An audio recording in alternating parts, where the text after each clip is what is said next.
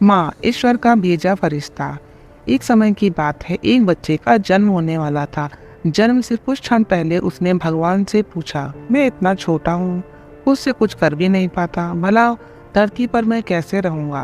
कृपया मुझे अपने पास ही रहने दीजिए, मैं कहीं नहीं जाना चाहता। भगवान बोले, मेरे पास बहुत से फरिश्ते हैं, उन्हीं में से एक मैंने तुम्हारे लिए चुन लिया है, वो तुम्हारा ख्याल रखेगा। तो बच्चा बोला, पर आप मुझे बताइए, यहाँ स्वर्ग में मैं कुछ नहीं करता, बस गाता और मुस्कुराता हूँ, मेरे लिए खुश रहने के लिए इतना ही बहुत है।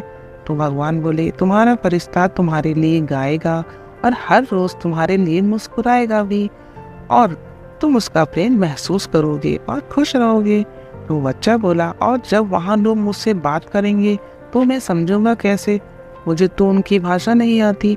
तो भगवान बोले, तुम्हारा फरिश्ता तुमसे सबसे मधुर और प्यारे शब्दों में बात करेगा, ऐसे शब्द जो तुमने यहाँ भी नहीं सुने होंगे, और बड़े धैर्य और सावधानी के साथ तुम्हारा फरिश्ता तुम्हें बोलना भी सिखाएगा। और बच्चा कहता है, जब मुझे आपसे बात करनी हो तो मैं क्या करूँगा?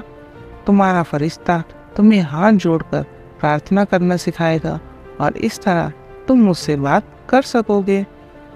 बच्चा बोला, मैंने सुना है कि धरती पर बुरे लोग भी होते हैं, उनसे मुझे कौन बचाएगा? तो भगवान बोले, तुम्हारा फरिश्ता तुम्हें बचाएगा, भले ही उसकी अपनी जान पर खतरा क्यों ना आ जाए, लेकिन मैं हमेशा दुखी रहूंगा क्योंकि मैं आपको नहीं देख पाऊंगा। बच्चा बोला। तो भगवान बोले, तुम इसकी चिंता मत करो, तुम्हारा फरिश्ता हमेशा तुमसे मेरे बारे में बात करेगा, और तुम वापस मेरे पास कैसे आ सकते हो बताइएगा। बच्चे ने बोला। तभी उस वक्त स्वर्ग में असीम शांति थी, पर पृथ्वी से किसी के कराहने की आवाज आ रही थी।